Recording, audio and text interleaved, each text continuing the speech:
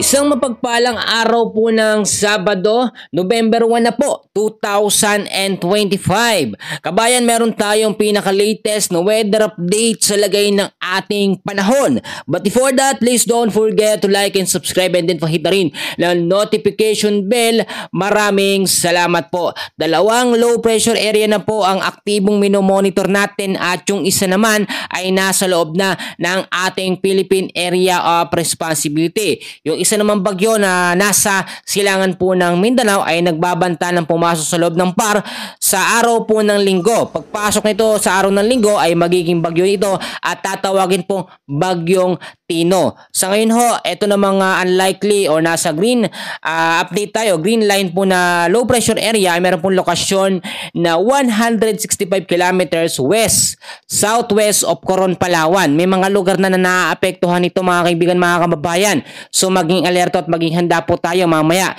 I-explain ko, sasabihin ko po yung mga lugar. Ito na mga low pressure area na nasa medium to high chance na maging isang ganap na tropical depression ay meron lokasyon na 1,500 kilometers east of northeastern Mindanao.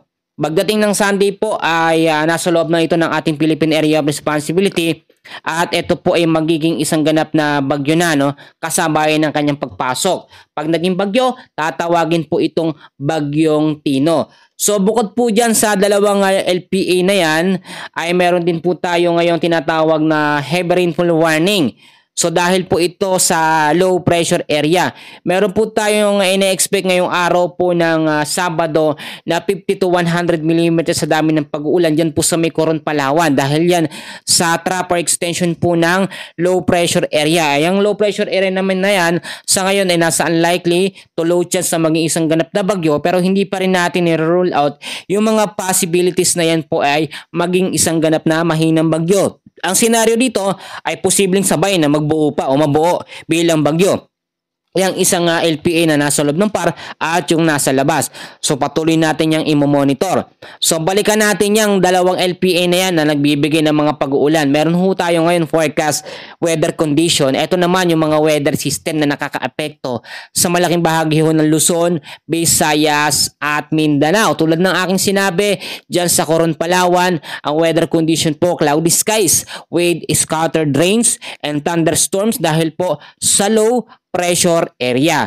So possible na impact po nito ay pagbabaha po sa mababang lugar at landslide sa mga landslide prone area kapag nagkaroon po ng moderate to heavy rains anumang oras po yan. Sa Cagayan naman po, ang weather condition po dyan, cloudy skies with scattered rains and isolated thunderstorms dahil po sa shear line. Ang shear line, yan po yung linya dahil po sa epekto ng salpukan ng mainit at malamig na hangin. So possible impact pa rin dyan ay pagbabaha sa mababang lugar at landslide po sa mga landslide prone area in case magkaroon tayo ng moderate to heavy rains anumang oras yan. Sa Batanes, ilang bahagi ng Babuyan Island, dyan sa may extreme northern Luzon ay patuloy naman po naapektuhan ng malamig na hangin. So meron tayong partly cloudy to cloudy skies with isolated light rains dahil po sa amihan or northeast monsoon. Finally, malamig na ang panahon natin lalo sa madaling araw. Dapat meron na kayong mga jacket, no? At siyempre, dapat hindi maging malamig ang Pasko natin dyan. Ako po. At ito, sa area naman po ng Visayas, Mindanao, Bicol region, the rest po ng Mimaropa, patuloy po makakaranas ng cloudy skies with isolated rain showers or thunderstorms dahil po yan sa ITCC or Intertropical Convergence Zone. Possible impact pa rin ay pagbabaha sa mababang lugar at landslide po sa mga landslide prone area. Samantalang dito naman po sa Metro Manila at ilang bahagi ng Luzon, sa Metro Manila wala masyadong tao, nasa probinsya ho lahat kasi ho November 1 ngayon. Undas po, no? Diyan sa Metro Manila, ilang bahagi ng Luzon, patuloy hong makakaranas ng maulap ng kalangitan at may mga tsansa ng mga pag-uulan sa hapon at sa gabi dahil po sa mga localized thunderstorms. So may mga epekto pa rin na posibleng makaranas ng mga pag-uulan yung mga lugar ho dyan na hindi ko nabanggit. So balikan natin ito nga pong dalawang low pressure area. Actually sinabi ko kanina na ito ba ay may tsansa na sabay na mabuo bilang isang bagyo. Yes mga kaibigan ko, mga kababayan, may tsansa na ito ay sabay na mabuo bilang isang ganap na bagyo.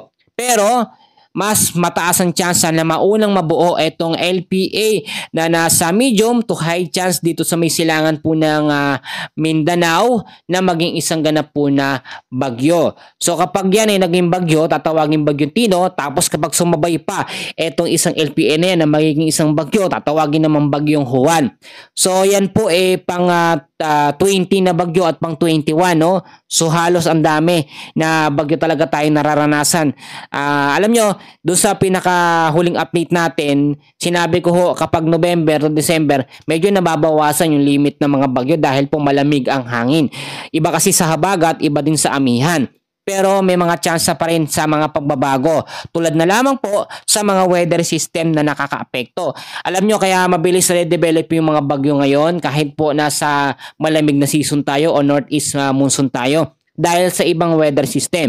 So sinabi ko na meron tayong easterlies ng mga nakaramang araw, mainit na hangin yan. Meron po tayong northeast monsoon, meron tayong shoreline, merong ITCC. Yan yung kombinasyon ng weather system na nakakaapekto para mabilis na ma-develop ang mga cloud cluster o kumpul ng kaulapan para maging isang ganap na bagyo. Sa advanced weather forecast natin, mataas ang tsansa na itong LPA na nasa silangan po ng Mindanao ay tatama po at dadaan dito sa Eastern Visayas, Bicol Region, Mimaropa, sa Calabarzon at lalabas naman po dito sa may kanlurang bahagi ng ating bansa.